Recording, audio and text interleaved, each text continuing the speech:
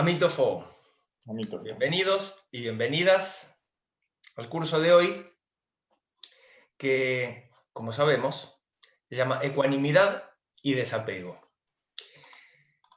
Dos temas particularmente bellos, desde mi punto de vista al menos. Y sería lindo empezar definiendo qué es la ecuanimidad. Tema que vamos a desarrollar y abordar un poquito más adelante. Pero fundamentalmente, podríamos decir que la ecuanimidad es la experiencia emocional de la paz interior. Cuando hablamos de paz interior, en budismo lo llamamos ecuanimidad al sentimiento, la sensación experimentada en esa paz. No alegría, porque la alegría todavía generaría un movimiento que Iba a podemos decir decir, una perturbación de esa ecuanimidad. bueno, sí, podríamos decir una perturbación. Es un movimiento que nos conduce más cerca de un lado que del otro. Y justamente la ecuanimidad tiene esta imagen del equilibrio, del punto medio. Recordemos que el equilibrio está en movimiento. El equilibrio necesita del movimiento. El equilibrio es dinámico para ser tal. Porque el equilibrio no es la ausencia de movimiento. La ausencia de movimiento no sé si es posible en el universo. Pero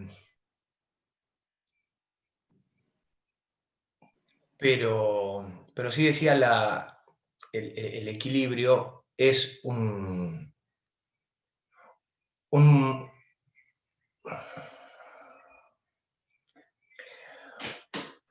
amable permanecer dinámico en algún lugar. Un flotar. Un flotar. Un flotar. Un estar suspendido. Decía, el equilibrio es dinámico porque así como cuando uno monta una bicicleta y quiere permanecer en equilibrio, se tiene que echar a rodar. Si no, es muy difícil permanecer sentado con los pies en los pedales en una bicicleta si uno no se mueve. Así que el equilibrio perfecto, el ideal de equilibrio perfecto, en realidad es algo que se va buscando, pero no se consigue, porque como ideal pertenece al mundo de las ideas, no al mundo de las experiencias. Entonces, la experiencia es más bien la ecuanimidad y no el equilibrio. Es siempre un estar equilibrando muy cerca del centro. Un centro que es indefinible, porque los extremos son indefinibles porque no existen. Entonces, cuando en budismo hablamos del camino del medio, también es un más o menos. Como el fin de semana o el Día de Muertos en México. No es exacto, ¿verdad? No hay un día, es el fin de semana. Bien.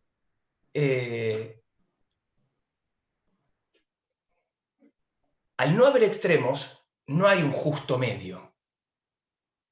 Entonces, hay un reconocimiento más bien desde la experiencia del camino del medio.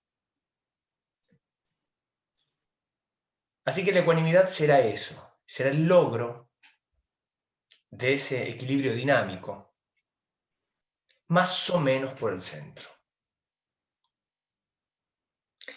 Desapego. Bueno, apego y desapego. Vamos a definir el apego. Estrictamente, la palabra apego viene de pegar. Pegarse a. Quedar adherido a. Podríamos decir depender de.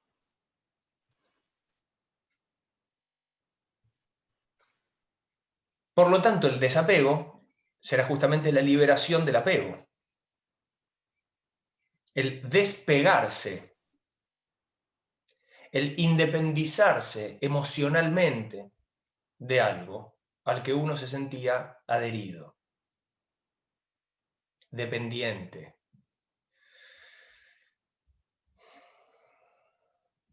Pero desapego no es despojo, no es abandono.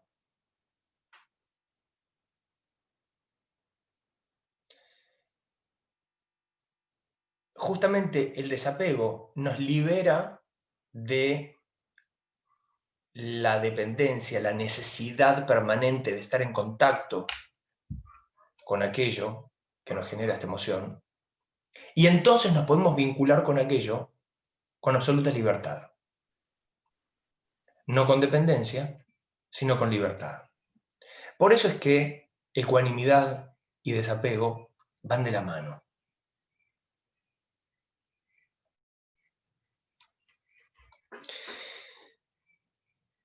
Es común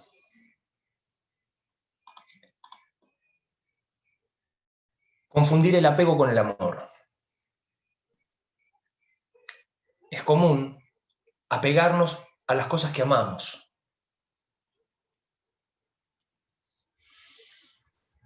Incluso en nuestra cultura está muy valorado, sobrevalorado diría yo, el apasionamiento con aquello que uno ama.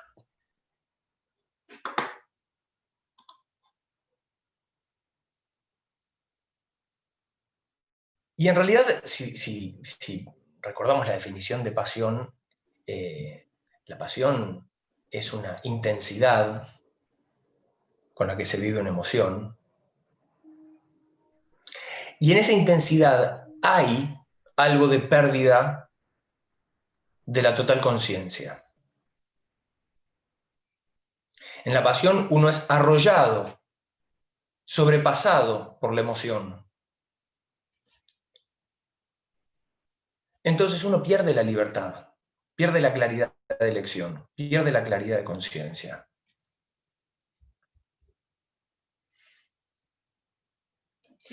Decía, solemos apegarnos a lo que amamos. Y culturalmente esto está sobrevalorado. Al apegarnos a lo que amamos, lo amamos de una manera dependiente o codependiente. Y sentimos la permanente necesidad de estar en contacto con aquello que amamos o que nos engendra algún tipo de placer.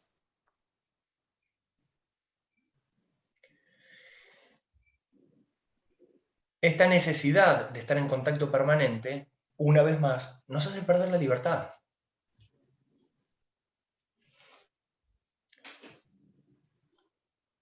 Bienvenido, Ángel. Buenas tardes. Y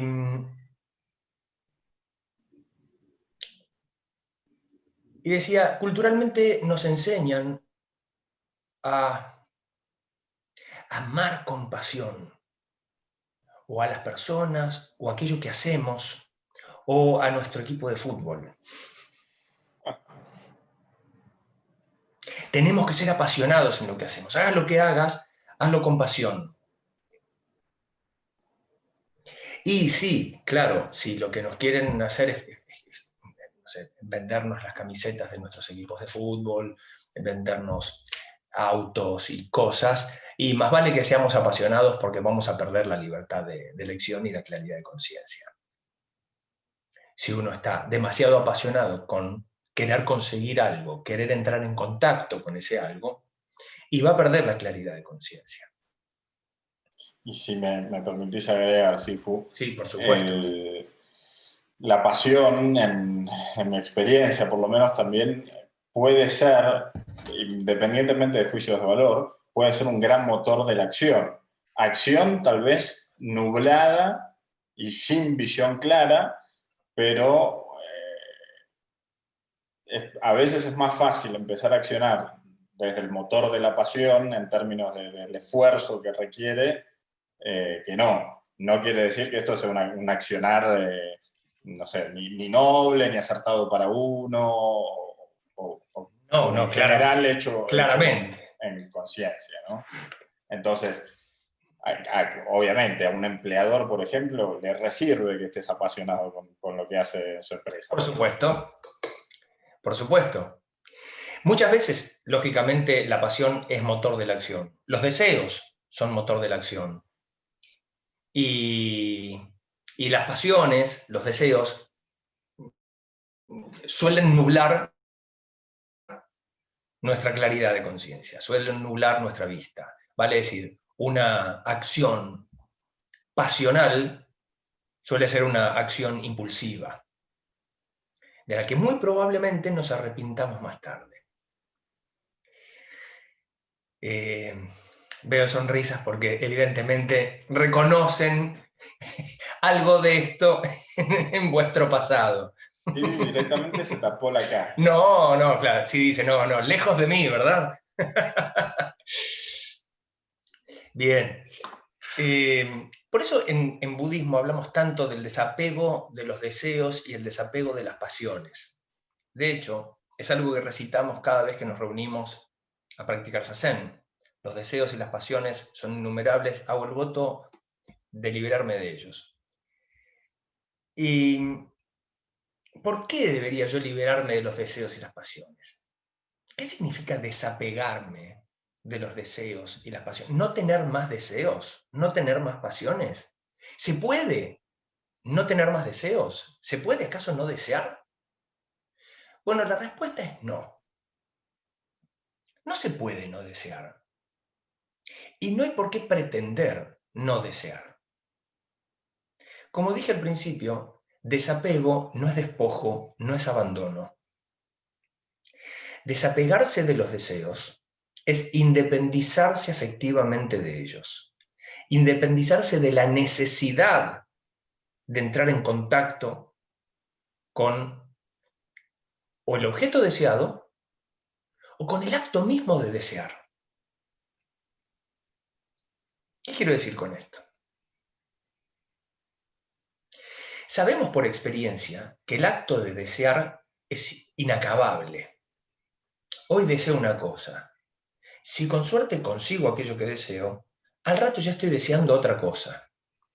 Si no consigo lo que deseo, me frustro durante un tiempo hasta que otro deseo vuelve a aparecer. La aparición de deseos es inacabable, o sea que el acto de desear es inagotable. Si entiendo esto, y aún así sigo corriendo detrás de cada uno de mis deseos, pues bien, estoy apegado al acto de desear. Dependo de, al menos, la motorización de mi acción para que aquello deseado y yo nos encontremos. Y por supuesto, las consecuencias emocionales de aquello, bueno, calarán hondo en mí. Entonces, la frustración por no conseguir lo deseado será muy grande. La alegría, la excitación por conseguir lo deseado será muy grande. Y la pérdida de interés por aquello conseguido también será muy grande cuando aparezca un nuevo deseo. Entonces, la experiencia emocional, quien vive de esta manera, es algo así como, permítanme la expresión, correr la vida de atrás. Uno está permanentemente corriendo la vida de atrás, desde atrás. Siente que nunca llega a ser feliz, porque permanentemente hay una experiencia de o frustración, o desilusión, o insatisfacción. Es como el palo con la zanahoria. Exactamente, es el burro con la zanahoria delante.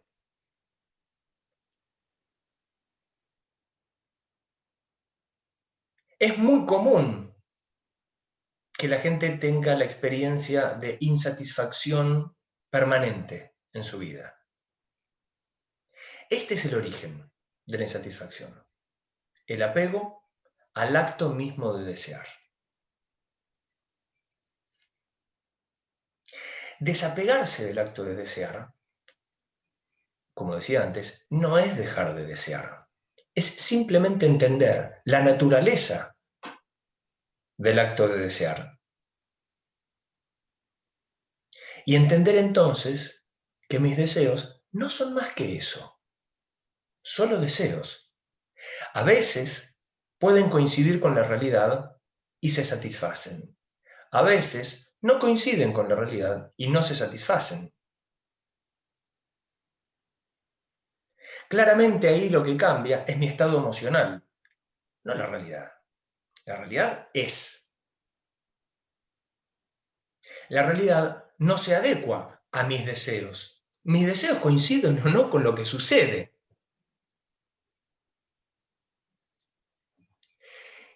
Si yo vivo apegado a mis deseos, mis alegrías dependerán de las coincidencias entre mis deseos y la realidad.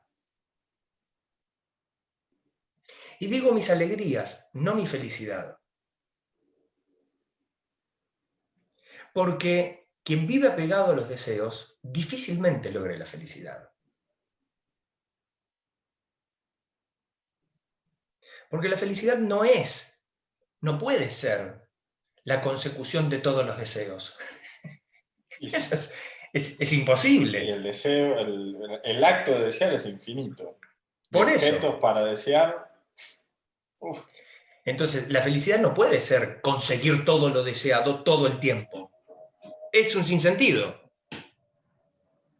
Entonces, ¿qué es la felicidad? Bueno, la felicidad, otra cosa que no puede ser, es una emoción. La felicidad no puede ser un estado emocional, porque por definición, las emociones, estados emocionales, como estados, cambian. Todas las emociones cambian. Permanentemente vivimos emociones nuevas. Como suelo decir, aquí presente, y nadie que conozcamos ha vivido una sola emoción desde que nació hasta el día de hoy. Las emociones cambian. Ese es su trabajo, moverse. Pensar en una felicidad permanente, si existe, y entre paréntesis permitan decirles, existe, no es un estado, no es una emoción, sino más bien es un modo de vivir la vida.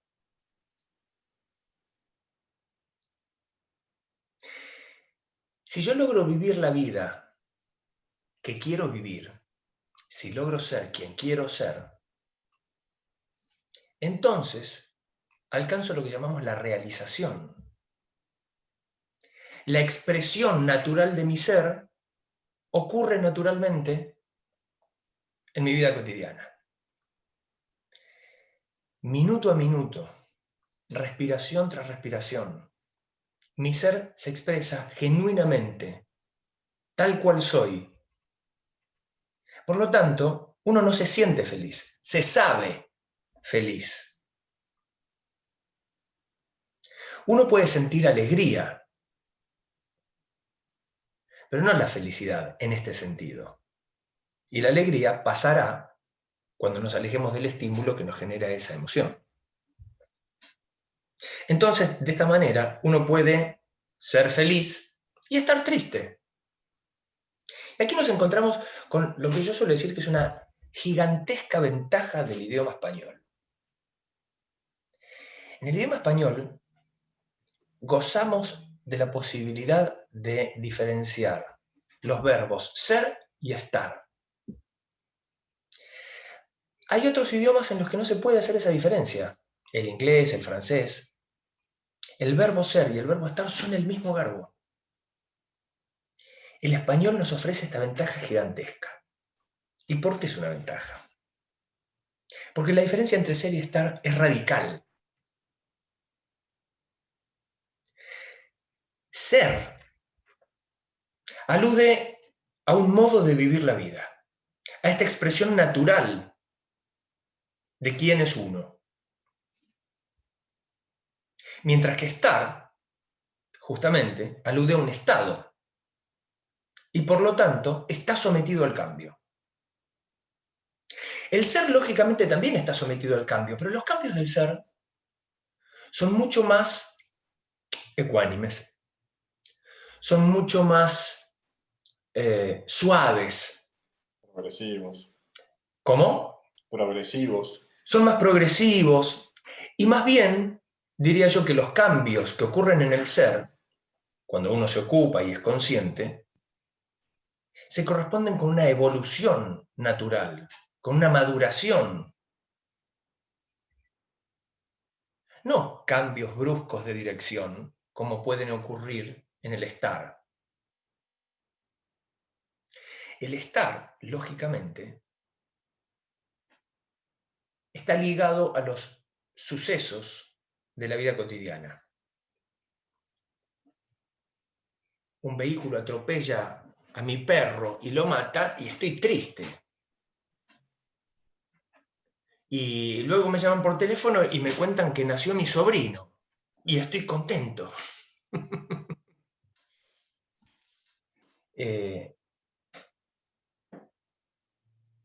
Si vivimos la vida enfocados en el estar, bueno, pues viviremos una vida que se parece más bien a una montaña rusa de emociones.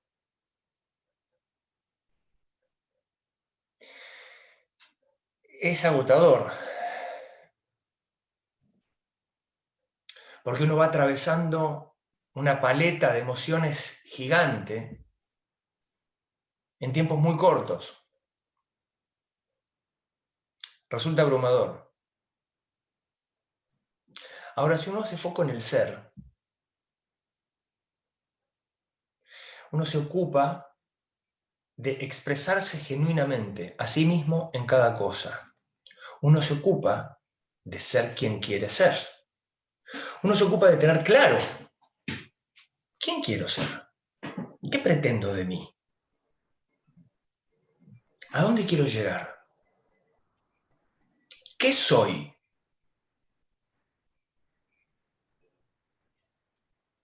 Cuando el foco está en el ser, lógicamente el estar sigue cambiando al ritmo que imponga la realidad. Pero es mucho más fácil moverse como quien, en Argentina decimos hace la plancha, simplemente Flota, sin flota en el hacer. mar y se deja llevar por el movimiento del agua. No hay nada que hacer, simplemente dejarse llevar. Podríamos decir, usando una expresión un poquito posmoderna, dejarse fluir. Y digo dejarse fluir, porque últimamente escucho mucho esto de hay que dejar fluir. No, dejar fluir, permítanme, no, la vida fluye. Yo no soy quien para dejarla que fluya o no fluya. No me puedo creer tanto. Yo puedo fluir en la vida. Entonces, a mí me tengo que permitir fluir en la corriente de la vida. Pero al flujo, no, el flujo no depende de que yo lo deje o no lo deje. Así que esto de dejar fluir, sí, perdón. Hay una pregunta de Florencia que va en ese sentido. Dice, y la hace en el chat porque tiene mucho ruido ambiente. Dice. Sospechamos por qué. Dice, sería como que la felicidad sería algo así como si fuera una posición o una lectura consciente desde ser en ese movimiento. Es una muy linda manera de decirlo, sí, Flor. Sí. Sí. Sí. A mí me gusta llamar felicidad a eso, a esa conciencia de lo que uno es en el flujo de la vida. Y poder expresar, tener la libertad, lograr la libertad de expresarse a uno mismo genuinamente en ese flujo. Y cuando digo genuinamente, genuinamente conmigo mismo y con los demás, lógicamente. Ser genuino. Y para esto me tengo que conocer muy bien a mí mismo. Vuelvo a lo que decía hace un ratito. ¿Quién soy? ¿Qué soy? ¿Qué quiero ser? ¿Me estoy haciendo cargo de esto o simplemente corro detrás del auto que me quiero comprar, del último teléfono celular que salió. Si hago esto, una vez más, si el foco está puesto en el estar, pierdo de vista el ser. Ustedes saben que tradicionalmente en budismo, en idiomas que no disponen de esta libertad de ser y estar, se suele hablar de dos dimensiones, la dimensión histórica y la dimensión última. Podríamos decir que la dimensión histórica es la dimensión del estar y la dimensión última es la dimensión del ser. En la dimensión histórica, cada uno de nosotros es una persona que tiene un nombre y apellido, un número de documento, de identidad, tiene una historia, padres, madres, tíos, abuelos, o no los tiene, y toda esa historia va generando en cada uno un movimiento emocional que nos va conduciendo, de alguna manera, por la vida.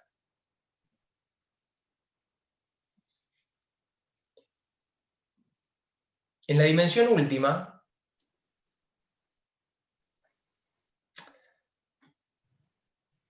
todos somos uno y lo mismo. En la dimensión última, solo hay continuidad de la vida, hay flujo. Y todos los que somos expresiones de ese flujo. Porque en última instancia, ¿qué es la vida? Sino flujo, vale decir, movimiento. Si observamos, si tienen ahí a mano una ventana, miran por la ventana, entenderán rápidamente que la vida es movimiento.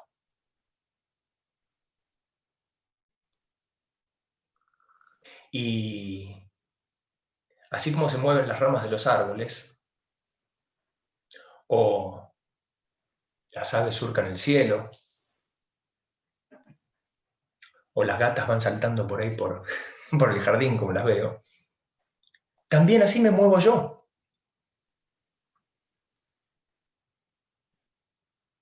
Somos expresiones del movimiento. Entonces, desde la dimensión última, entiendo la naturaleza de ese movimiento individual en el flujo. Es decir, soy plenamente consciente de que soy una gota de agua en el mar. ¿Qué es el mar sino infinitas gotas de agua? ¿Hay algo que se llame mar que sea distinto de las gotas de agua que lo componen? ¿Qué es la vida sino todo lo que vive en movimiento?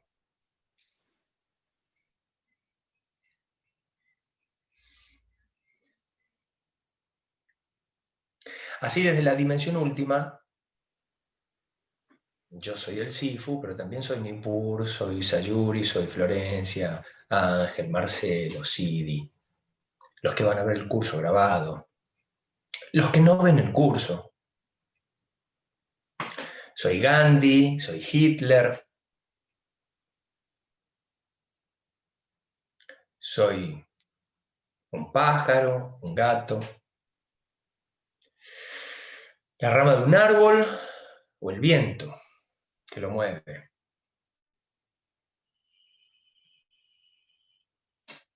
O es la mente la que se mueve.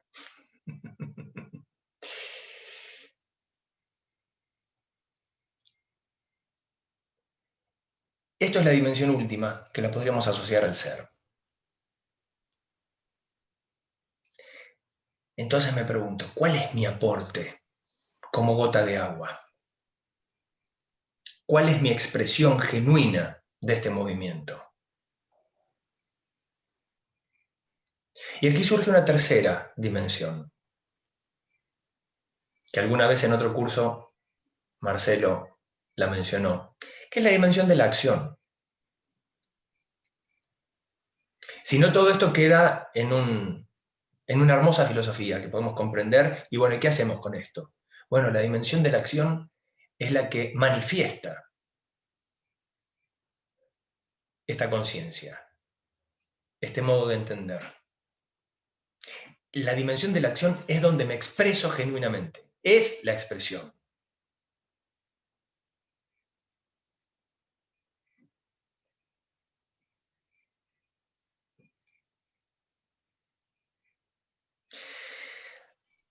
Así, cuando en budismo decimos que el yo es una ilusión, nos referimos a que es una ilusión si solo vemos la dimensión del estar o la dimensión histórica. Si el foco de mi atención está dirigido exclusivamente al estar, dejo de ver el otro lado de la moneda. Dejo de ver la dimensión del ser. Y creo que la vida es eso, esa parcialidad que estoy viendo. Por eso lo llamamos ilusión. No quiere decir que no exista. Claro que existe, pero no existe solo eso. El yo, como experiencia individual, claro que existe. Sería ridículo discutir la existencia del yo. Por eso decimos que es una ilusión, no que no existe. La ilusión es creer que esa parcialidad perceptiva es la realidad toda.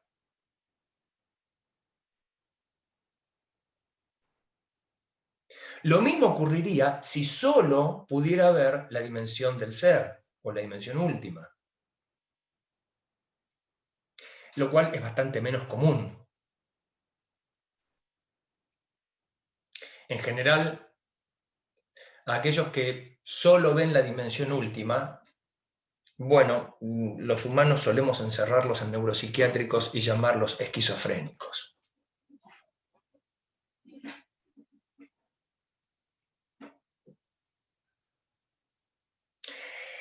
Y me imagino que debe ser desesperante ver solo ese lado de la moneda. Debe ser alienante ver solo eso, tener la experiencia de una continuidad ilimitada. Justamente lo que nos ordena es la dimensión del estar, es la concepción del yo, donde yo termino en la piel y de la piel para allá hay un no yo. Bueno, eso ordena todos los esquemas mentales. Claro, y la experiencia que tenemos en nuestra vida cotidiana está regida por esta dimensión.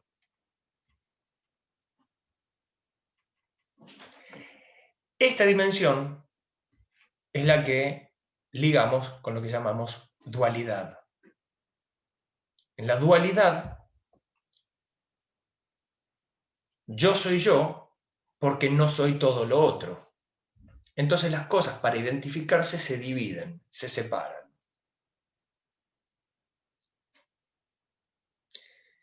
En la dimensión última encontramos la no dualidad,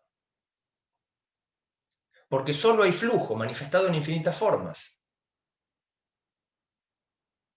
Pero no hay algo que divida las individualidades.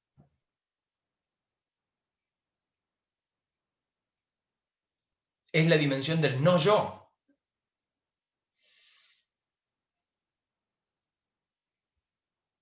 Y esto entonces es como una moneda.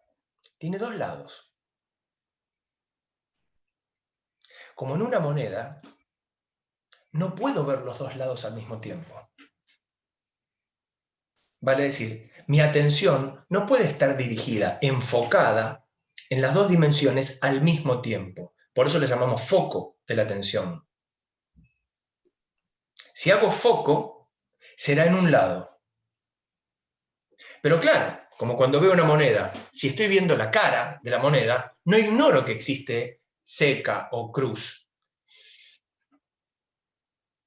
está del otro lado aunque yo no pueda verla. Si no, voy a ser un idiota que está todo el tiempo girando la moneda, un empirista radical, que no cree que existe el otro lado a menos que yo tenga la experiencia del otro lado de la moneda, lo cual es imposible porque cuando lo hago el otro lado, lo doy vuelta, ya hay un otro lado que no veo.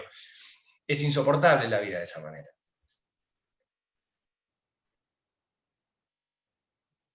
Entonces, así como cuando estoy viendo la cara de la moneda, no ignoro que existe cruz, aunque se oculte a mi vista. Cuando en la vida cotidiana veo la dimensión histórica, que es lo que se impone a la simple vista, no puedo ignorar que existe la dimensión última.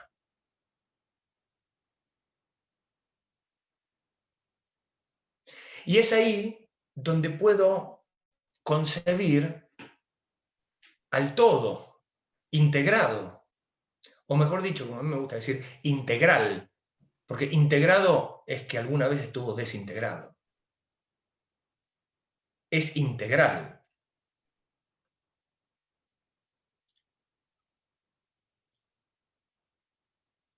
Es nuestra ignorancia la que desintegra el todo.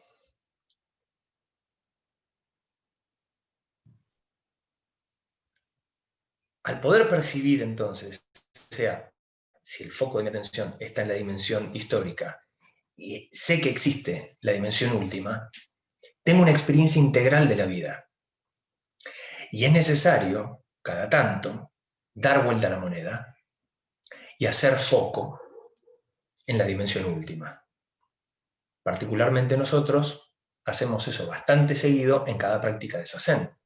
Cada vez que nos sentamos en Zazen y detenemos el diálogo interno, entramos inmediatamente en contacto con ese flujo, con la experiencia de no yo, con la no dualidad. Y no sé si rápido es la palabra, pero lo fácil que uno puede pasar de una realidad a otra en el estado, en práctica de Zazen, ¿no? Es tan fácil como dar vuelta a una moneda. Exacto. Tan fácil como eso. ¿No? Es muy común que a veces gente principiante nos pregunte, bueno, pero a mí me da miedo meditar porque ¿qué pasa si entro en un estado muy profundo y no puedo salir? Es hermoso. Sí, Marcelo, te sorprende, pero es muy común esa pregunta. Es muy común. No puedo salir. Yo digo, ¿salir de dónde? Si estás sentado en un almohadoncito. Abrí los ojos, no pasa nada, estás ahí sentado. Cuando te acalambres vas a salir. Tal Sí, cual. totalmente. Tal cual. Cuando tengas que mover esas piernas, vas a salir. Totalmente. Quédate tranquilo que la dimensión histórica se va a ocupar de hacerte salir.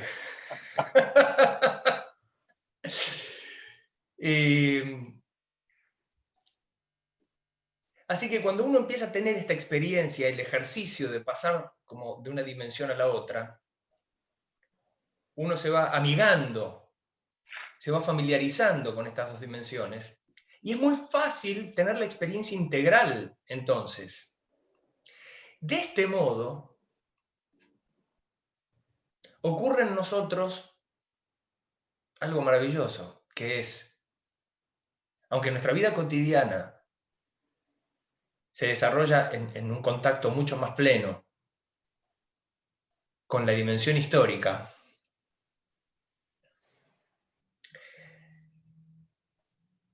la dimensión histórica se vuelve mucho más liviana a la luz del entendimiento de la dimensión última. Las cosas son menos importantes. A mí me gustaría destacar la libertad que permite. La libertad, Claro.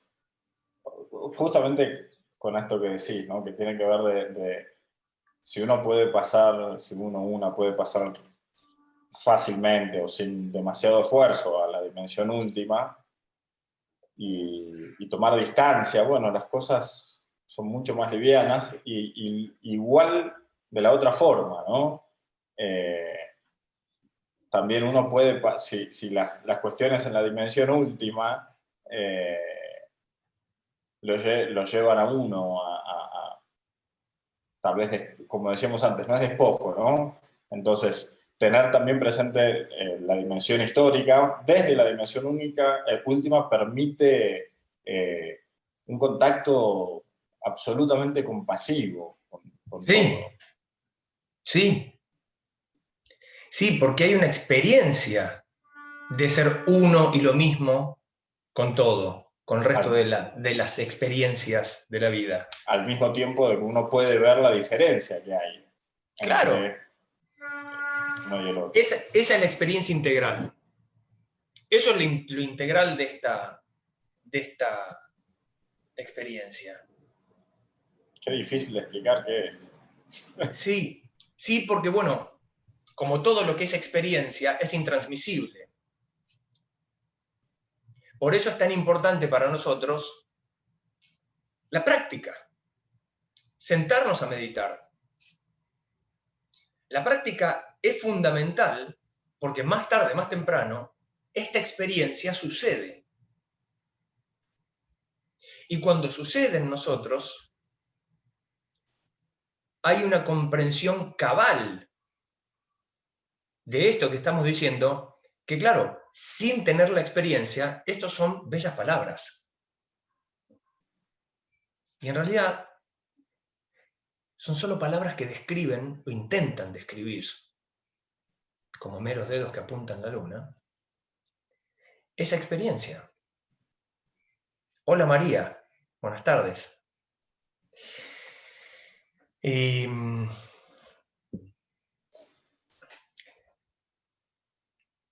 Resulta que aquí en Argentina hay un juego de mesa que se llama El Estanciero, que se parece mucho al Monopoly, ¿sí?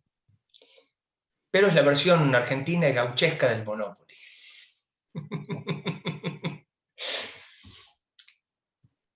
Yo me acuerdo de ser chiquito y estar jugando el estanciero con mi familia, con mi mamá, mi papá y mi hermano.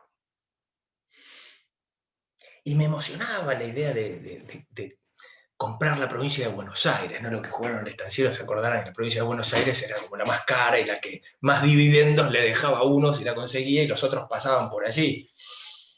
Y cuando caías en la cárcel hasta que no te salía el habeas corpus y no podías salir de la cárcel, y bueno, como el juego de la vida, ¿no? Como el life. Y, y yo me acuerdo de ir atravesando muchos estados emocionales con ese juego. Y era terrible, porque mi hermano siempre quería ser el banquero, ¿no? Después eventualmente fue algo parecido a banquero.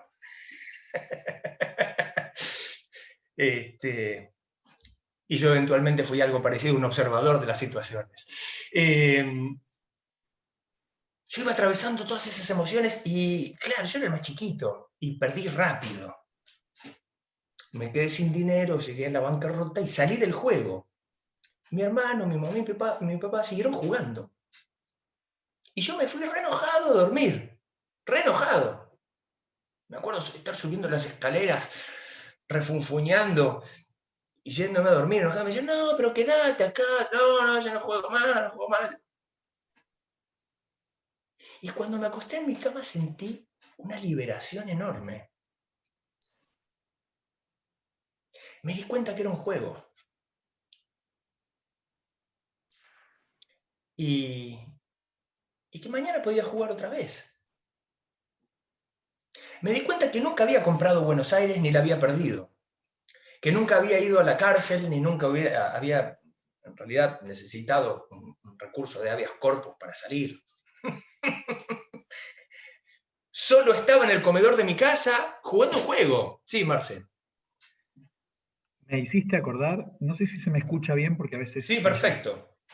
me hiciste acordar una meditación que hice hace muchos años en un retiro que te hacían imaginarte 15 minutos antes de tu muerte, ¿no? Sí, Para sopesar la valoración de la situación que te parecía tan importante en un determinado momento, sí. ¿no? Y a 15 minutos de tu muerte es como que nada importa. ¿no? En el sentido de, che, o sea, me voy con lo que nací. Sí, Y siempre me quedo esa meditación, ¿no? Es esto, me parece que está muy relacionado con esto que estás diciendo, muy. que, que uno está como imbuido en una situación y qué sé yo, y si uno pausa, dice, esto ya me pasó miles de veces y al otro día no me importa, Sí. ¿no? Si uno mira para Y, atrás, ¿dónde está esa chica por la que a los 20 años creías que te tenías que quitar la vida? sí. ¿Y cuántas veces tenemos la experiencia de recordar esas situaciones y reírnos, Claro. cuando en aquel momento nos queríamos quitar la vida? Bueno, ese es el Bueno, aprendizaje. totalmente. Entonces, jugando este juego, ya muy de pibe, me di cuenta que no había tanta diferencia con el día a día. Siempre se puede volver a empezar a jugar. Y si uno puede ver la dimensión histórica y la dimensión última, pues la dimensión histórica no es más que un tablero de un juego de mesa. No es tan importante lo que sucede, porque mañana voy a recordar esta partida y me voy a reír, aunque haya llegado a la bancarrota.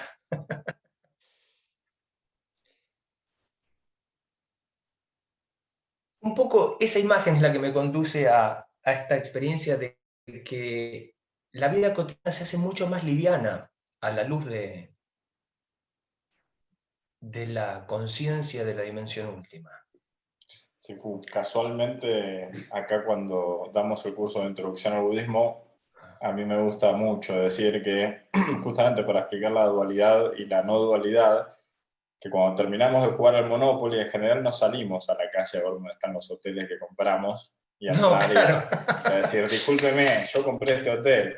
claro, Eh, y que desde ese lugar, entendiendo que no es más que un juego al que elegimos jugar, bueno, todo se puede disfrutar mucho más también. claro, claro.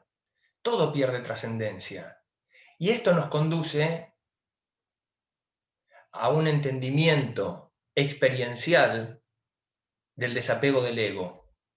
Porque el ego, el yo, también es una creación como la del hotel comprado en el Monopoly o haber comprado la provincia de Buenos Aires.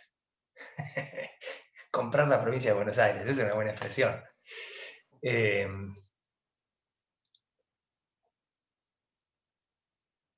Me quedé, Marcelo, con esto que dijiste de los 15 minutos antes de la muerte. Si uno puede hacer ese ejercicio, es muy interesante. En el Zazen tenemos la experiencia de estar a una respiración de la muerte. Y cuando esto se hace cotidiano, esta experiencia de ¿qué es importante a 15 minutos de la muerte? Claro. Bueno, y a una respiración, es lo mismo. Entonces, Bueno, ¿cómo no voy a vivir plenamente este momento presente si estoy a una respiración de morir? Y de hecho, muero en cada exhalación y renazco en cada inhalación. si se quiere, para sacarlo del contexto del Zazen, siempre podemos estar a 15 minutos de morir y nunca lo vamos a saber. Entonces, Totalmente. mejor vivámoslo así, ¿no? Y quienes hayan tenido la experiencia de una muerte muy cercana,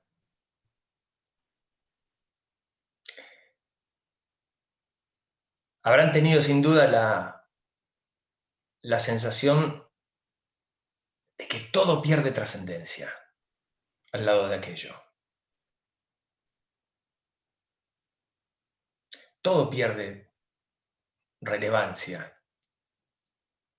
Todo aquello que yo consideraba que me importaba, a la luz de eso, no tiene ninguna importancia.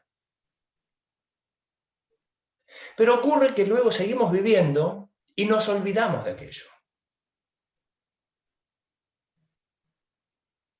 En un punto es funcional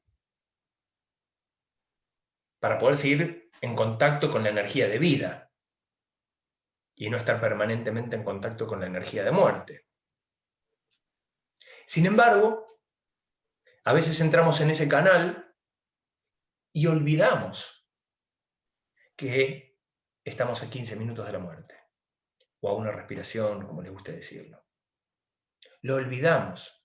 Y otra vez, las cosas de la vida cotidiana se vuelven enormemente importantes.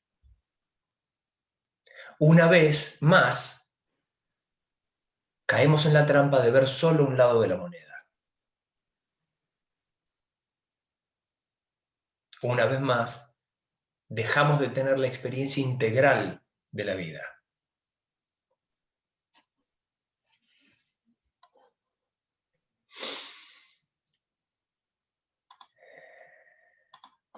Entonces, con la experiencia integral,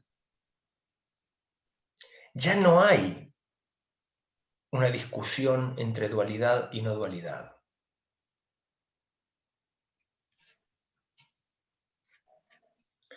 ¿Recuerdan el símbolo al que solemos llamar yin y yang?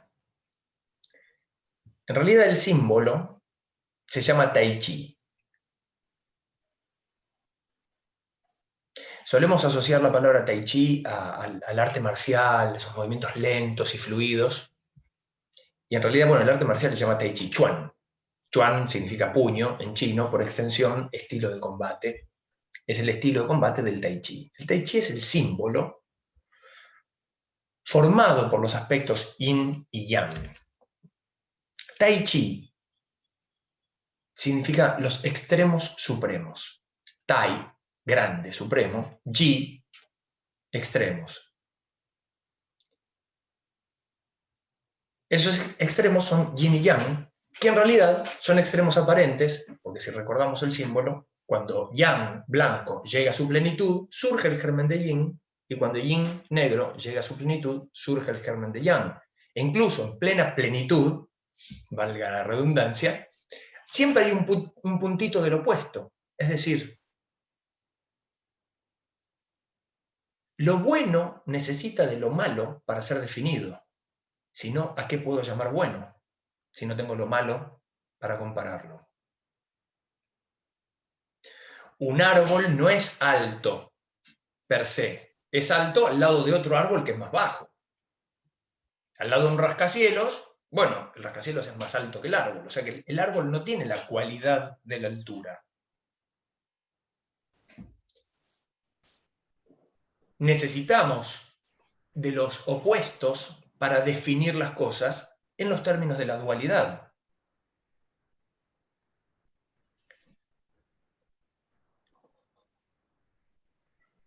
En los términos de la no dualidad, vemos el Tai Chi, no vemos yin y yang. Y fíjense qué interesante, en Occidente al símbolo lo llamamos yin y yang, no lo llamamos Tai Chi.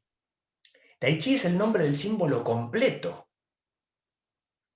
Entonces Tai Chi es uno, porque es un símbolo, y es dos, yin y yang, y es tres, porque es yin, yang y Tai Chi. La Santísima Trinidad taoísta.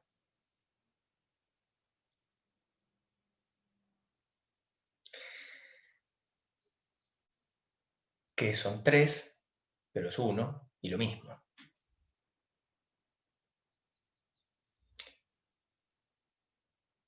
No tenemos un nombre en las lenguas occidentales.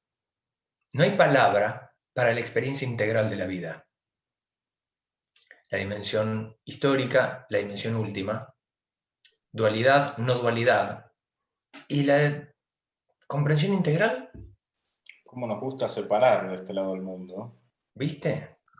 Tenemos cara y cruz, o cara y seca, como decimos en Argentina, de la moneda. Moneda es la experiencia integral, compuesta por cara y cruz, pero no hay un lado de la moneda que se acuña primero. No se puede. Uno no hace un disco de metal empezando por un lado. Lo mismo ocurre con yin y yang, con la dimensión de la dualidad y no dualidad. Se engendran mutuamente.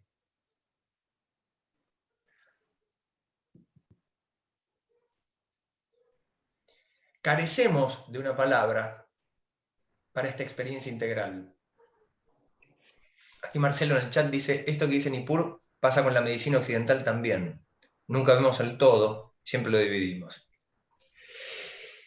Sí, cada vez más ocurre eso con la medicina occidental. La hiperespecialización nos conduce a la hiperdivisión. Sí, y mucho el ataque a cuestiones puntuales en vez de ver el todo causal, ¿no? Claro. Ahora hay un intento de vuelta a las experiencias holísticas, ¿no? Integrales, integradoras. Pero decía, la tercera dimensión, la dimensión de la acción, entonces una acción que sea el resultado natural de esta experiencia integral. Y siguiendo el modelo taoísta que el Zen adopta, la acción desde esta conciencia integral, los chinos la llamaron Wu Wei. Wu Wei literalmente significa no acción. Lo voy a escribir aquí en el chat. Wu Wei. No acción. La partícula Wu es una partícula negativa, como en español podemos decir in, an, a, por ejemplo, inculto, apolítico, etc. Es una partícula negativa. Y Wei es acción. Por eso lo traducimos como no acción. Pero esto no quiere decir una pasividad absoluta. Voy a aclarar eso, no es inacción. No es inacción. Aunque en algunos lo traducen como inacción, me parece poco apropiado. La acción resultante de esta conciencia integral es una acción sin intención de provecho.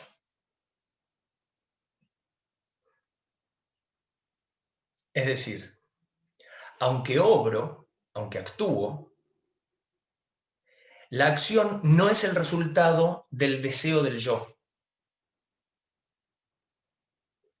Si así lo fuera, estaría ligado a una dimensión, solo la dimensión histórica.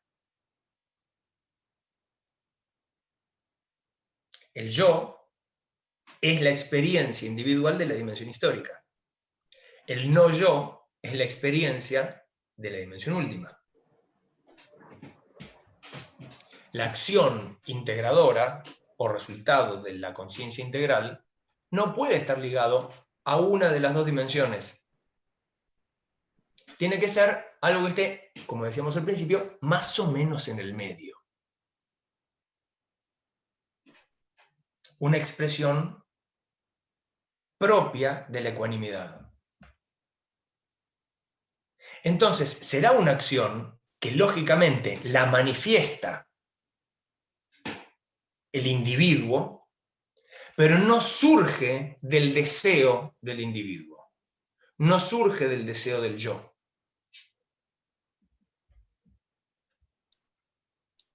Hay un reconocimiento de qué es lo que corresponde en ese contexto, en esa situación. Entonces, se obra.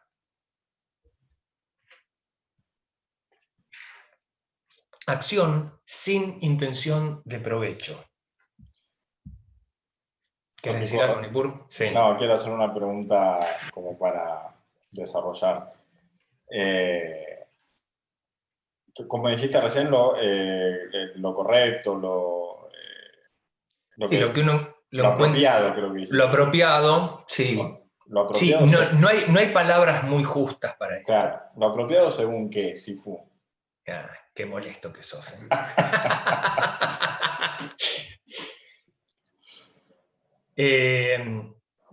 Tradicionalmente en budismo se usa la palabra correcto, ¿no? Por eso incluso cuando el Buda describe el camino recto, el noble octuple sendero, habla de 8 rectitudes o el camino correcto. En este sentido apropiado, apunta a lo mismo. No tiene que ver con un juicio moral apropiado o correcto, sino aquello que uno intuitivamente entiende como lo más apropiado en ese momento, en ese contexto. Lo que más orgánico resulta en esa situación. Por supuesto que si esto es juzgado a la luz de la dualidad, correcto o incorrecto, podrá ser interpretado de cualquiera de las dos maneras según quien juzgue. Pero una vez más, este juicio partirá de una de las dimensiones. El verdadero Wu Wei está en el medio, por así decirlo, de las dos dimensiones, la histórica y la última. Es ese camino sinuoso entre yin y yang. Ese medio que describías al principio. Claro, que por supuesto es siempre más o menos el medio, porque los extremos no existen, son infinitos hacia los dos lados. Entonces, ¿cuál es el justo medio? Pues no hay un justo medio. Cuando en budismo decimos hacer lo que debe ser hecho, nada tiene que ver con un deber moral, sino con este reconocimiento intuitivo de lo más apropiado, de lo correcto, lo que debe ser hecho. Si puedo agregar, Sí. Siempre lo más apropiado en términos budistas, ¿no? En términos de no generar sufrimiento. Bien, acá Flor pregunta en el chat, ¿qué es la intuición? Bueno, vamos preparando un curso nuevo. Vamos preparando otro curso, tenemos 2 horitas más. Agradezcan todos a Flor.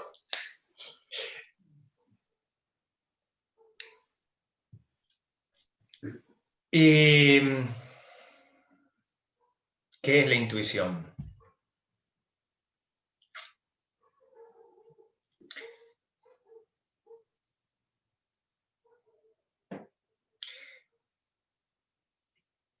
Es una luz que llega como un rayo, ilumina fugazmente y pasa. Si uno está lo suficientemente atento, puede ver aquello que es iluminado. Y si no, quedará deslumbrado por el fulgor, pero no verá nada más que eso. ¿Y cómo distinguir las otras cosas? Pregunta Flor.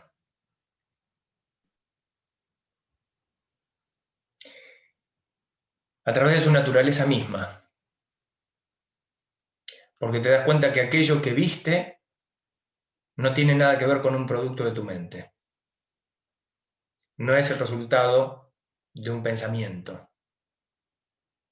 O sea, intuitivamente, jeje, lo sé, pero en palabras es difícil de describir. Justamente,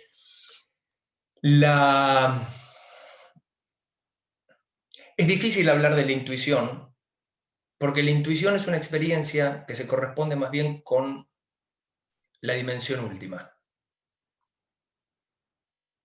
Es una información a la que accedemos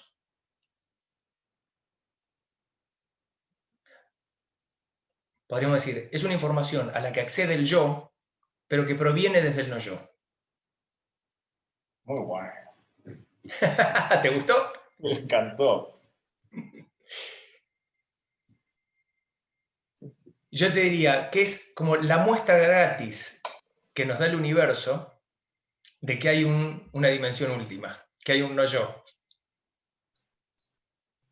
Y esto todos tenemos la experiencia de que de repente suena el teléfono que está no sé, sobre la mesa del comedor, y uno está en el baño o en la habitación, y suena el teléfono y dice, es tal persona.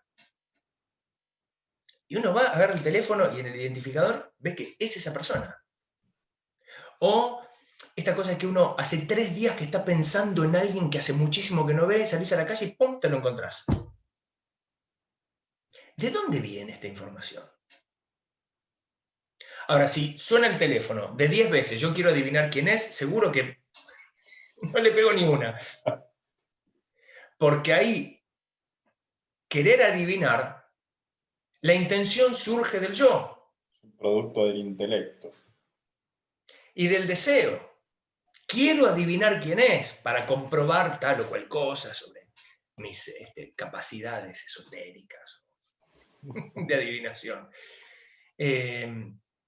Digamos, querer adivinar quién llama por teléfono es tan ridículo como querer alcanzar la iluminación. Si uno se sienta a meditar con la intención de querer alcanzar la iluminación, pues ha entendido muy poco de qué se trata todo esto.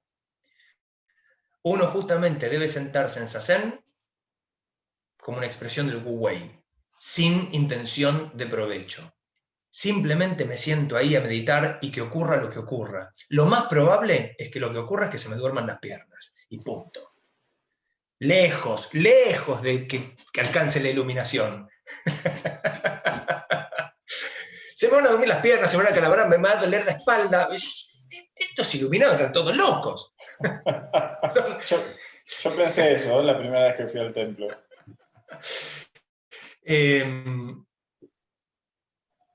Y bueno, después de someternos a largas horas de tortura, alcanzamos la iluminación, nos iluminamos y nos damos cuenta que la iluminación es un cuento chino y que lo único que hay es tortura. Y ahí accedemos a una plena conciencia de que lo único que hay, como dijo el Buda, es dukkha, sufrimiento.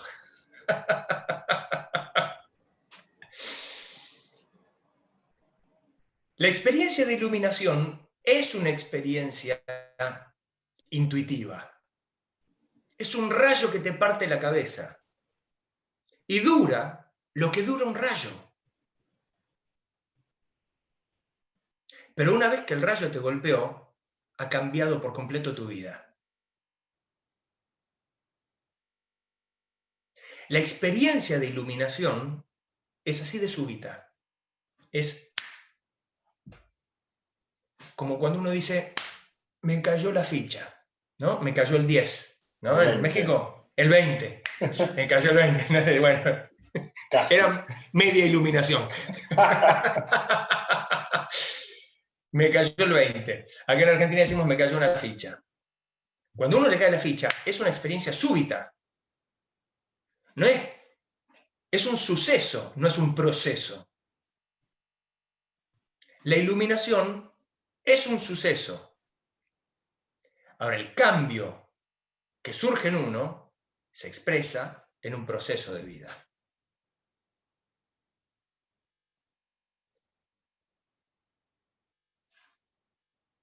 Esa es la naturaleza de la intuición.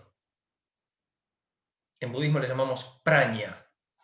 Aquí Marcelo dice, ¿podríamos definir la intuición como el conocimiento no explicado? Bueno, es una buena pregunta, Marce. Yo diría que es un conocimiento sin palabras. Y luego, desde el yo, uno intenta explicarlo. Por eso las palabras jamás son las apropiadas. Porque como corresponde la intuición a la dimensión última, que es no dualista, no puede haber palabras, está más allá de la palabra, porque la palabra es dualista. La palabra es un límite. El mate se llama mate porque no es todo lo que no es mate. Eso lo hace mate. Yo soy yo porque no soy todo lo que es no yo. Eso me hace yo. Es decir, nuestra experiencia cotidiana es dualista. La experiencia de la no dualidad no puede haber palabras, no puede tener palabras. Por lo tanto, la intuición es una comprensión súbita que trasciende la palabra. Y cuando intentamos explicarla, todo lo que podemos decir son meros dedos que apuntan la luna. No son la experiencia de la luna.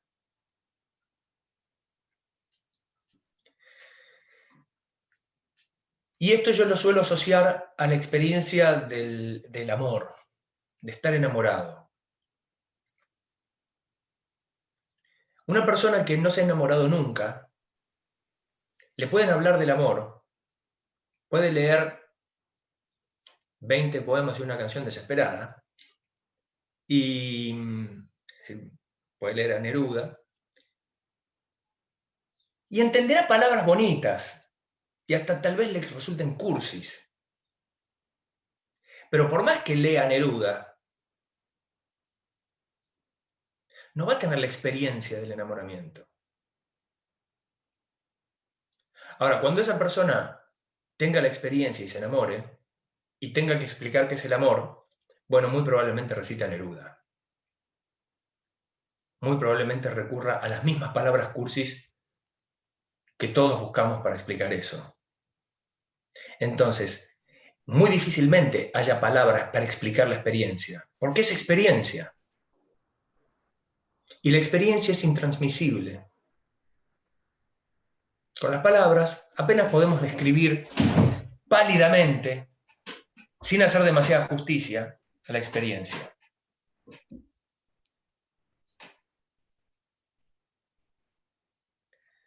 Por eso cuando hablamos de la iluminación, es muy difícil hablar de la iluminación, es muy difícil definir qué es la iluminación, porque es una experiencia intuitiva. Entonces jamás la podemos asociar con otra cosa, con otra experiencia. Siempre le va a pegar en el palo. No podremos definirla de manera precisa. Ahora basta que uno le cae el rayo, dice, ah, claro. Y ahora, ¿cómo le explico? Y usas las mismas palabras que han usado otros a lo largo de la historia.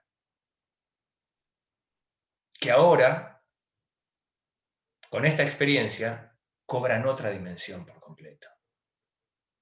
Cobran otro peso. Como quien se ha enamorado por primera vez y entiende desde otro lugar a Neruda.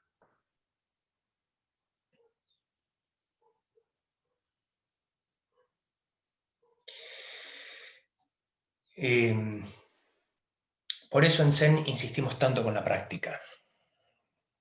Porque la práctica inevitablemente nos conducirá a la experiencia.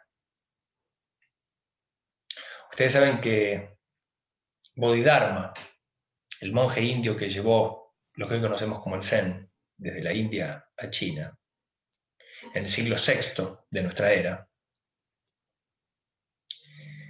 decía que,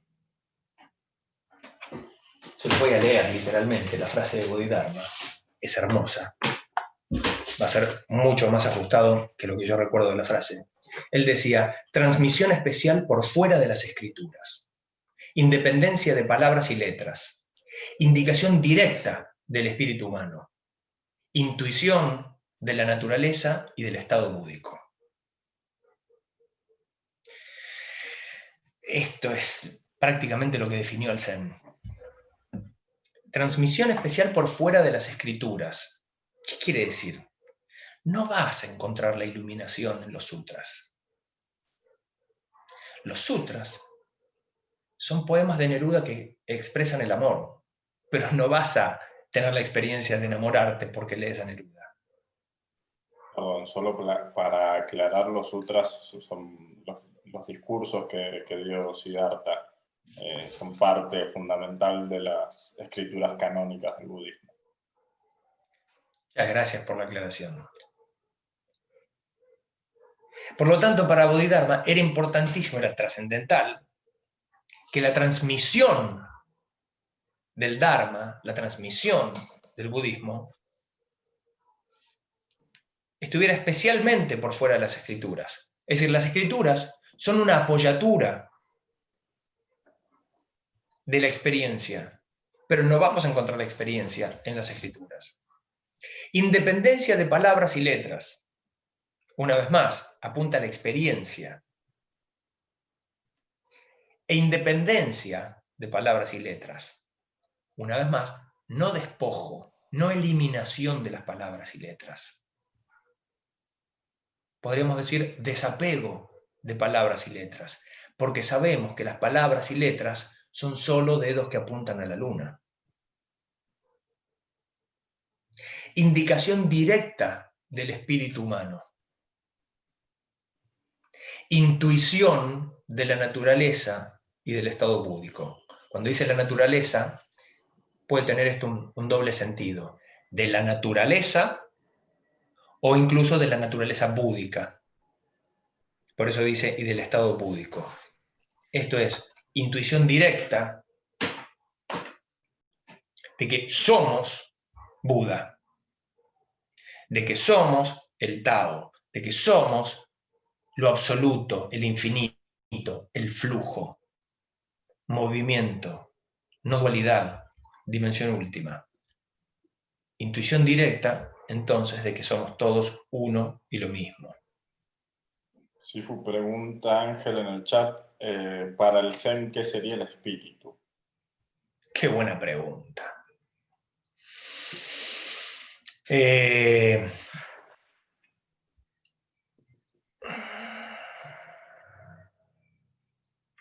Fundamentalmente el espíritu es la intención con la que obramos o la no intención con la que obramos.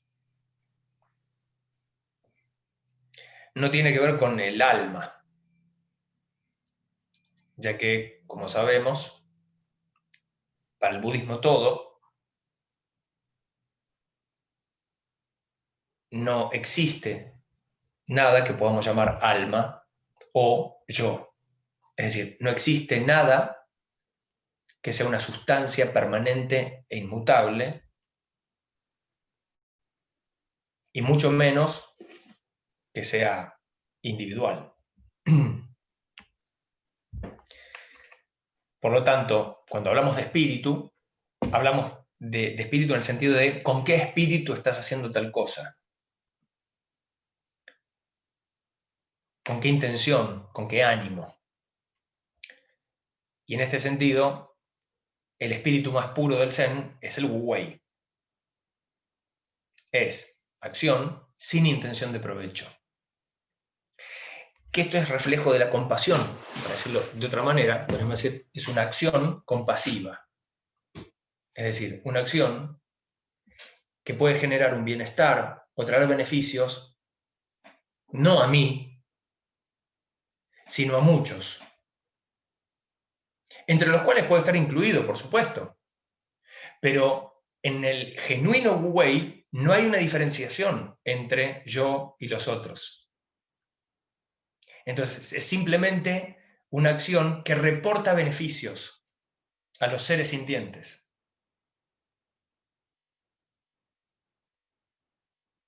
Por eso solemos decir que una vida feliz es una vida simple. Es una vida con pocos deseos, pero buenos. En general, los buenos deseos son aquellos que reportan alegría a mí y a los demás.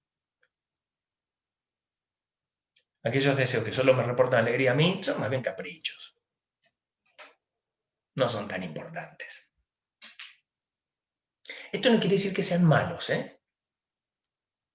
Los deseos del yo no quiere decir que sean malos. Simplemente debo reconocer con plena conciencia que son simplemente deseos del yo. Y que satisfacer esos deseos o no me van a hacer más o menos feliz. Sí me pueden poner más o menos contento, y esto es un estado emocional que cambiará. Pero la felicidad, como decíamos al principio, no puede depender de esto.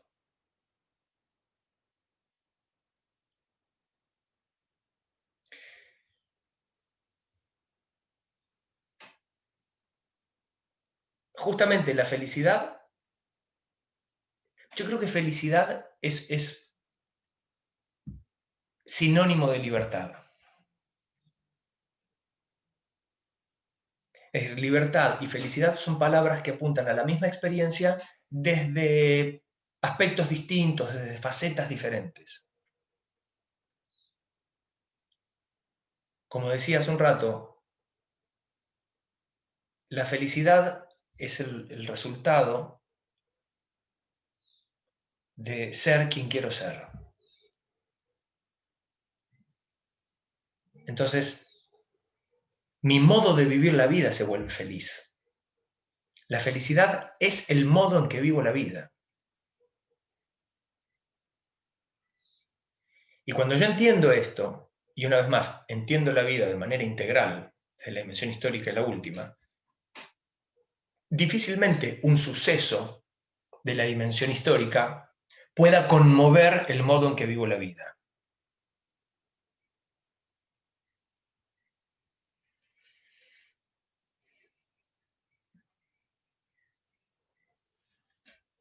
Y por eso es que se vuelve más estable.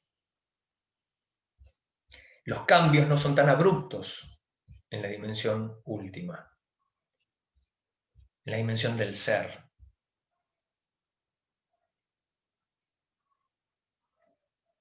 Y decía que esta felicidad puede ser llamada libertad, porque entonces uno vive como quiere vivir, sin el condicionamiento de tener que complacer a nadie. Me hago plenamente cargo de que mi modo de vivir la vida es este, con plena conciencia de que eso no engendra ningún tipo de sufrimiento. Por lo tanto, hay un respeto total por la vida. Una vez más, sin diferenciar entre yo y no yo, entonces no engendro el sufrimiento ni en mí ni en los demás.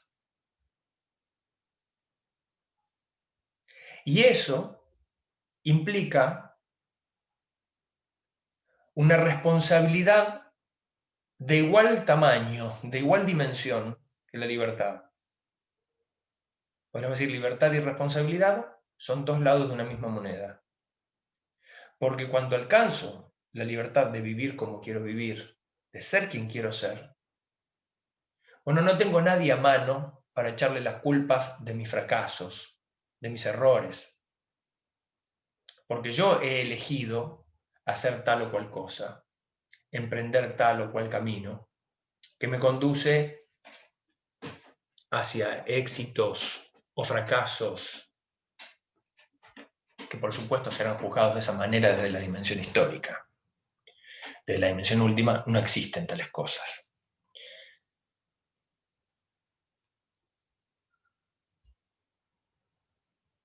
Entonces a nadie le puedo echar la culpa de cómo me va. A nadie puedo hacer responsable de mi malestar. ¿Qué sentido tiene ir a ver al psicólogo o a la psicóloga y decir, no, lo que pasa es que yo sufro mucho porque cuando era chiquito mi mamá no me hacía pastel de papa?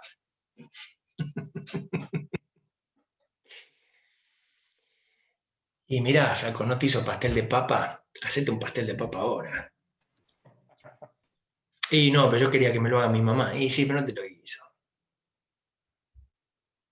Ya está eso, ya pasó. ¿Qué hacemos ahora? Una vez más, entendiendo la vida de manera integral, se entiende que lo único que hay es aquí y ahora. Que lo único que hay es una respiración antes de la muerte. Voy a dejar que la continuidad de respiraciones esté signada por la ausencia de pastel de papa en mi infancia. La pucha. Qué pérdida de tiempo. Hablando de eso, sí fue una pregunta de Florencia en el chat, Sí. que dice, pocos deseos pero buenos, y si son Sí. muchos pero se viven desde el desapego, como si fueran anhelos que si no se cumplen no pasa nada. Bueno, eso es el desapego de los deseos. Sí. No decimos que está mal tener planes, está mal tener objetivos. simplemente tenerlos sin que nuestro bienestar, sin que nuestra salud dependa de si esos planes, esos objetivos se cumplen o no, y si se cumplen o no en la forma en la que más nos gustaría a nosotros y a nosotros, ¿no? Siempre vamos a tener objetivos en la vida, porque si no seríamos una cuestión inerte que no existe, que no se vincula. Entonces, es imposible no desear. Yo tengo ganas, me hago pis y tengo ganas y deseo ir al baño. Entonces, lo importante es no apegarse, nada más. Antojitos, no sé si dice Flor. Sí, perfecto. Y Marce dejó una frase muy buena, que es una frase campestre: no se puede ordeñar una vaca muerta. Brillante.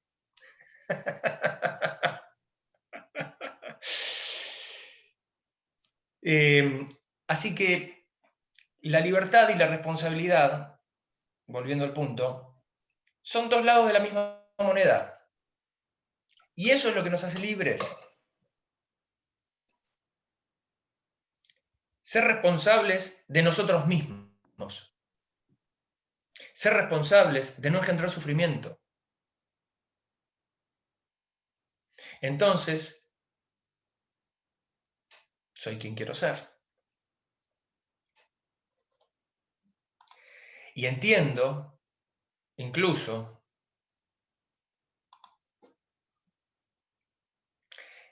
que quien quiero ser no tiene ningún sentido.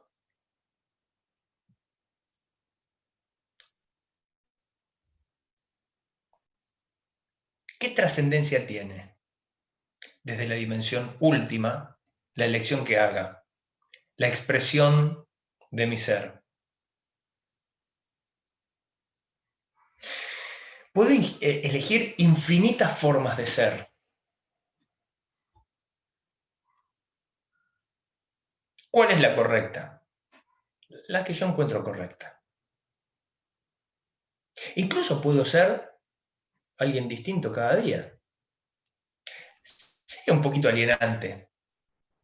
Pero si uno, antes de tomar la elección, se da cuenta que hay un menú infinito de formas de ser, ¿cuál es la correcta? ¿Qué sentido tiene ser de esta manera o de otra si son todas correctas o todas incorrectas, como dijimos alguna vez? Una vez más, la vida no tiene ningún sentido. La vida cobra sentido cuando uno hace esto, o la vida tiene el sentido que uno quiere darle.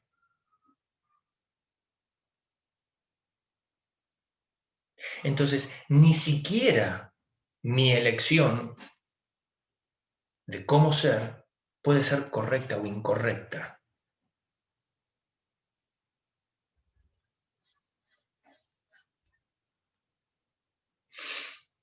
Yo elegí vestirme de chino y hablar de estas cosas. ¿Cuán correcto o incorrecto puede ser? Ahora, claramente no engendro ningún sufrimiento. Por lo menos me encargo bastante de eso. Y si me la llevo a mandar y engendro algún sufrimiento, me hago cargo, pido disculpas y haré lo posible por enmendar mi falta. Pero ¿es lo correcto entonces ser monje budista? No. No. Es profundamente incorrecto. Y profundamente correcto. Pero es lo que a mí me gusta.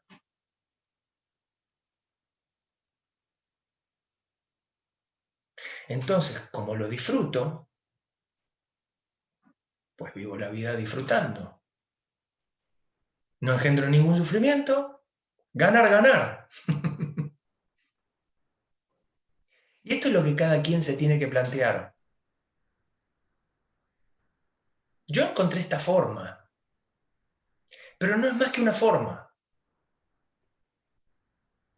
Dentro de las infinitas posibilidades de formas que expresen el no ser, la no forma, el vacío.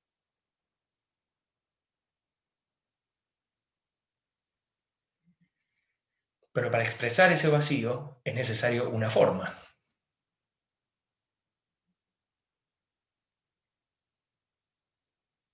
Cuando entiendo esto, incluso la forma, pierde peso. No es tan trascendente, es solo forma. Lo trascendente es el vacío, la no dualidad, la dimensión última. En la dimensión histórica, soy monje budista.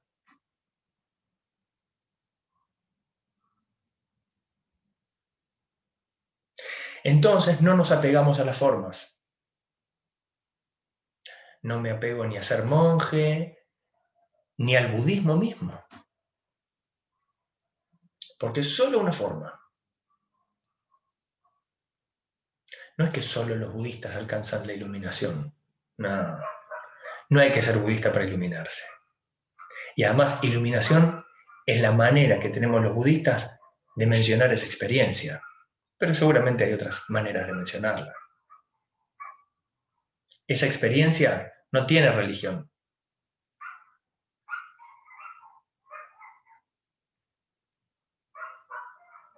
Entonces uno no se apega a la forma. Si nos apegamos a las formas, una vez más, caímos en la trampa de ver solo un lado de la moneda. Y ahí es donde, por ejemplo, las religiones se hiperritualizan y rinden más culto al ritual que al espíritu que está detrás del ritual. Rinden culto a la forma y no al vacío. Esto es tan necio como emprender un viaje, imaginemos a Bariloche en Argentina o a Tepos, ¿no? Tepoztlán en México, nos vamos a la montaña y el viaje es hermoso, súper placentero y vamos en auto y entonces cuando llegamos a la montaña nos bajamos del auto y lavamos el auto y lo lustramos y lo aspiramos por dentro y le agradecemos por habernos llevado hasta la montaña y luego me vuelvo a subir al auto y paseo y todo lo veo desde la ventanilla del auto y convenzo a todo el mundo de que se tienen que comprar un auto como este porque no sabes qué bien se viaja hasta la montaña en este auto. Entonces ahí me perdí de la experiencia de estar en la montaña porque termino rindiendo culto al auto, que es el vehículo que me condujo a la montaña. Me olvidé de la experiencia original, que era el deseo y la intención de estar en la montaña. Entonces armamos una religión adorando al auto.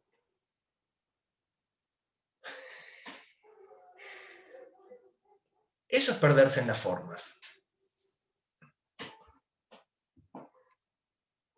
El Buda mismo comparaba el Dharma con una balsa. Decía el Dharma, llamamos Dharma a la filosofía budista, el Dharma es una balsa que nos conduce de la orilla de la ignorancia a la orilla de la iluminación. Y es justamente ignorancia, es ignorar esta integralidad de la vida. ¿Sí? Él decía que cuando uno llega desde la orilla de la ignorancia a la orilla de la iluminación, se da vuelta y entiende que no hay ni esta orilla ni la otra. No hay ni dualidad ni no dualidad. Hay una experiencia integral. Y cuando uno llega a la orilla de la iluminación, sigue el camino, porque como decíamos, la iluminación es una experiencia súbita y luego la vida sigue. Ridículo sería que uno por haber llegado a esa orilla y la balsa me he cruzado tan bien, que entonces la cargo al hombro y sigo toda la vida andando con una balsa al hombro por si me encuentro con otro río.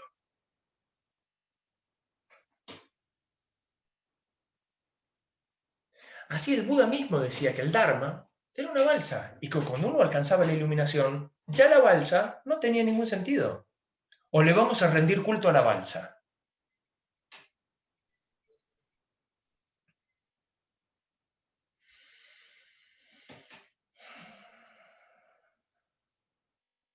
Así que lo que se revela, en última instancia, de todo lo que venimos hablando, que lo verdaderamente trascendente es la experiencia.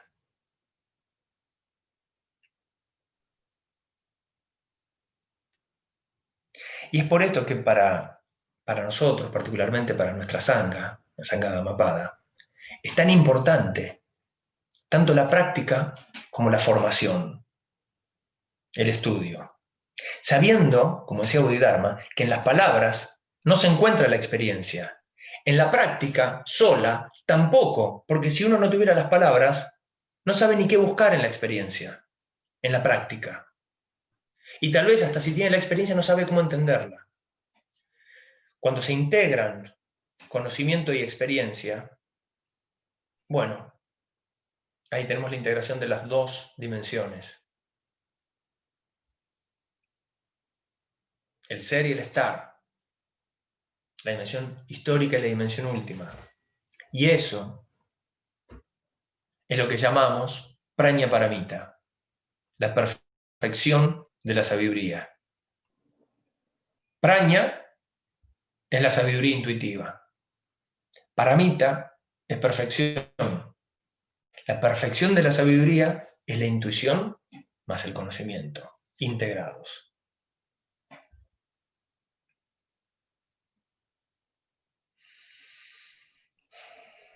El resultado emocional de esta experiencia es lo que llamamos ecuanimidad.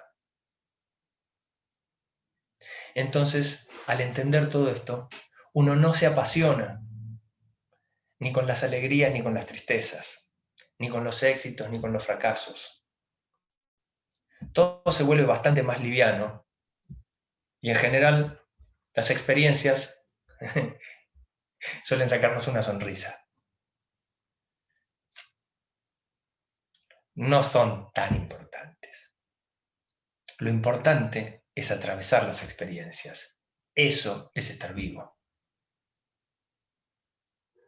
Seguir respirando, porque sabemos que en cualquiera de esas respiraciones nos podemos encontrar con la muerte. Así que mejor que nos encuentre con una sonrisa.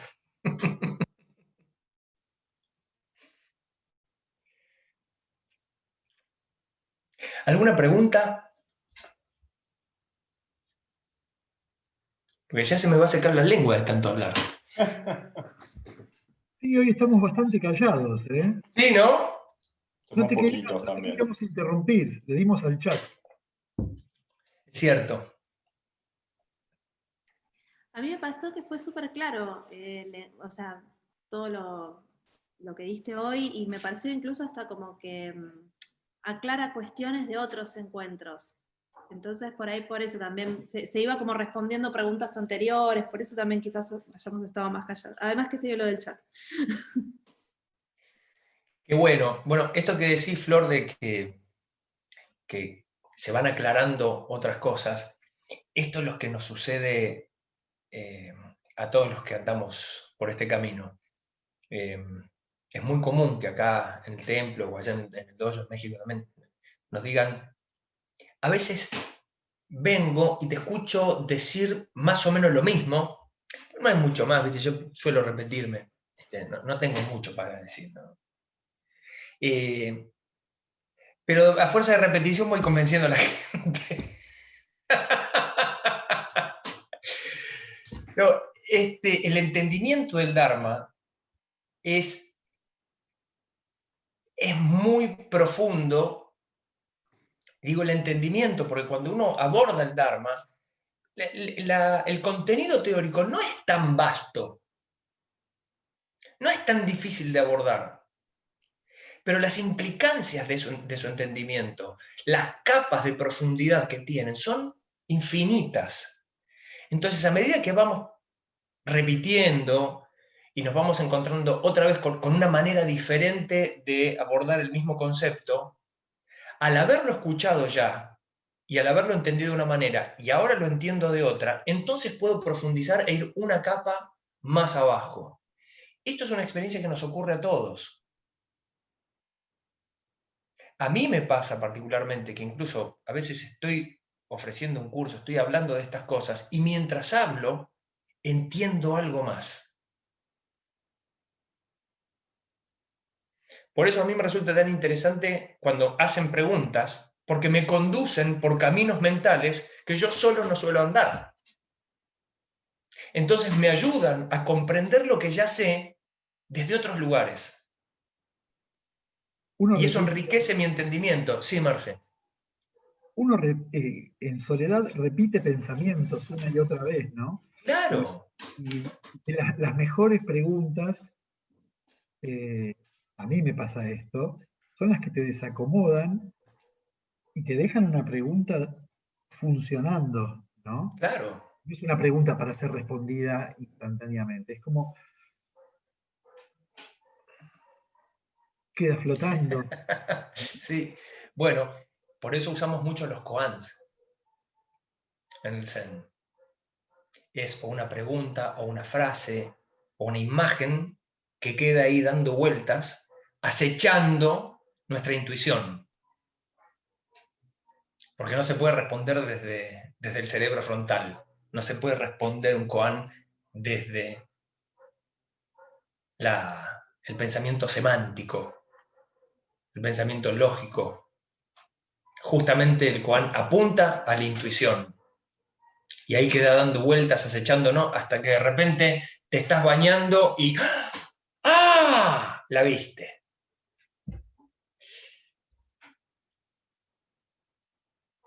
Y es justamente por esto de que las preguntas de los otros nos conducen a nuevos entendimientos, tal vez de lo mismo, y enriquecen. Es por esto también que en cada encuentro de Zazen recitamos la Trinidad budista, que es tomo refugio en el Buda, tomo refugio en el Dharma, tomo refugio en la Sangha. Buda, Dharma y Sangha son los tres y son uno y lo mismo. Sin Sangha, sin comunidad, no hay ni Buda ni Dharma. ¿Cómo puedo profundizar el Dharma? ¿Cómo puedo encontrar la naturaleza búdica si no es enriqueciéndome de las preguntas y de los entendimientos de los demás? Si no, agarro un libro de budismo, leo el Dharma, digo, ah, sí, ya está, ya entendí, me iluminé, ya está. No es tan sencillo. La sangha está ahí para acompañarnos en el camino de desarrollo espiritual, para apuntalarnos cuando la práctica nos cuesta. Por eso es tan importante la sangha. La sangha representa la dimensión de la acción. El Buda es representa la dimensión última. El Dharma representa la dimensión histórica. Y la sangha, la dimensión de la acción.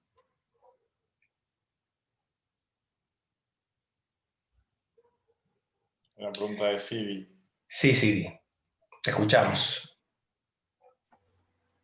No solo a ver si yo lo entiendo mal, la dimensión de la acción también implica lo que vos hagas en beneficio de los demás, que obviamente se produce por una cuestión, como dijiste vos, de contacto con la dimensión última que se expresa a través de la dimensión histórica, ¿no? Sí. Para que me acuerde a dónde iba, porque los interrogantes serían varios, pero son complejos, así que entre las personas que llegan a la dimensión de la acción, que bueno, en teoría son estos llamados iluminados, ¿en qué tanto beneficio puede hacerles a los que no están, porque no tienen ni siquiera la capacidad de ser ecuánimes y diferenciar ese límite que, espera que no recuerdo, lo tengo que leer, bueno, que vos pusiste zigzagueante entre... Sí. Bueno, entonces, podría ser hasta tomado el beneficio que cualquiera de los iluminados trayeran a una sociedad así de chiquitito el beneficio o más grande, bueno, sí, no, es una pregunta estúpida. Es como la vacuna. No. Sí, como la vacuna de un científico que dijo que era el regalo de él a toda la humanidad, más allá del beneficio. Sí, ya está, listo. Te respondiste a vos misma. Ya está, ya me respondí, muchas gracias. La famosa autorrespuesta. La famosa autorrespuesta. Si entendemos que en la dimensión última somos todos uno y lo mismo, cuando un ser se ilumina, nos iluminamos todos. Ahora hay más iluminación al beneficio de todos los seres sintientes.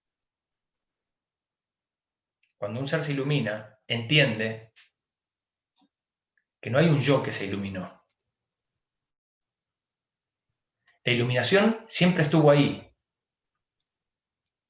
solo que ahora uno la ha visto. Decir que alguien se ilumina es solo una expresión, pero en realidad no hay un yo iluminado. Cuando uno alcanza la iluminación, se da cuenta que el yo es una ilusión. Por lo tanto, si a uno le preguntan, como me han preguntado incontables veces, Sifu, ¿y vos estás iluminado? Es una pregunta que no se puede responder.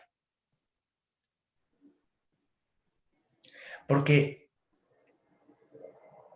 no hay un yo que se ilumine, solo hay iluminación. Sí, Sidi. Está bien, eso lo entiendo perfecto y que no afecta. ¡Qué bueno! Pero. No, es para hacer. No, le voy a tener que hacer interno a la zanga porque es. Okay. No se puede, es muy delirante lo que tendría que decir es muy. No, perdón, no lo puedo. Gracias. Igual viste que entre delirantes nos entendemos todos.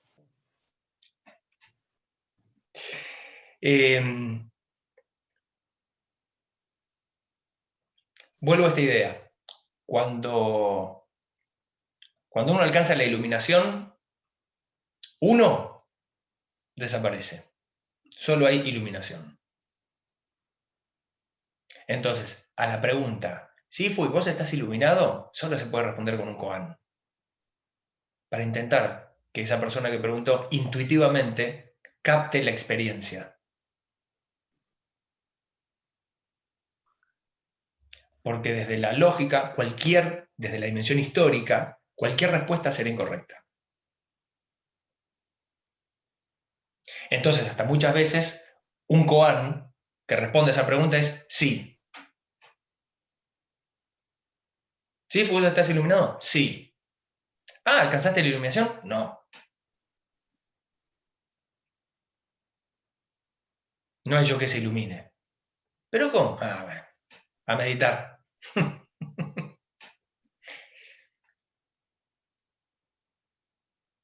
Una vez más, la intuición estará en algún lugar en el medio entre la afirmación y la negación.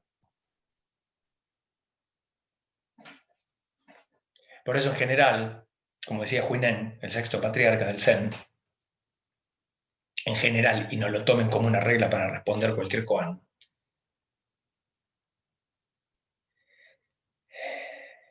si el discípulo que pregunta al maestro formula la pregunta de una manera que lo que revela es un entendimiento dualista, el maestro responderá desde la no dualidad. Y si pregunta desde la no dualidad, el maestro responderá desde la dualidad, para empujarlo hacia el medio. Por eso las respuestas koans parecen desquiciadas. Es decir, al final este tipo responde lo que quiere. Sí, solo en función de la pregunta. Y más que de la pregunta, en función del foco de la atención del discípulo o discípula. Para ayudarlo a que no se quede clavado en una de las dos dimensiones. ayudar a que integre la experiencia. Ese es el espíritu del koan. Es interesante, perdón, esto que decís. Sí, Marcelo. Tendemos, bueno, hablo desde mí, viendo, O sea, vos y todos ustedes. sí, somos legión, Son una sanga misma. sí, todos adentro mío. Sí. Abrazarnos a una idea. En realidad como que yo lo que siento es que la mente busca estacionarse en algún lado, esto diciéndolo al primer concepto que dije hoy en el curso, de que el equilibrio es dinámico, es una búsqueda del centro, pero no es quedarse en el centro. No, claro. Y lo que nos pasa todo el tiempo, esto, como decís, alguien que te pregunta si estás iluminado o no, y la respuesta no es ni correcta ni incorrecta, es para ponerlo en movimiento. Exacto. Y el que hace la pregunta busca una respuesta donde estacionarse. Exacto. Donde quedarse tranquilo. Sí. La certeza nos deja quietos en algún lugar. Y la definición de la ecuanimidad es esa búsqueda del equilibrio en un movimiento constante cerquita del centro. Sí. ¿No? Sí, no estacionarse. Mm. Sí, es una muy linda imagen, una muy linda manera de decirlo. Es así. Pero la tendencia, digamos, la lógica del yo es ir a buscar un lugar, digamos, a anotar una certeza, ¿no? Esto es. Sí. A buscar certezas que no existen. Y no, pero me dejan tranquilo. La ilusión. Sí, claro, me dejan tranquilo acá. Y por supuesto me dejan tranquilo un rato, porque ya voy a buscar otras cosas para seguir poniendo en sus cajitas de certezas. Para seguir estando tranquilo. Y no termina nunca. Si uno deja de meter cosas en cajitas y mira la vida, ese aparente caos en un infinito movimiento, ya no hay cajitas, es inevitable que surja una sonrisa.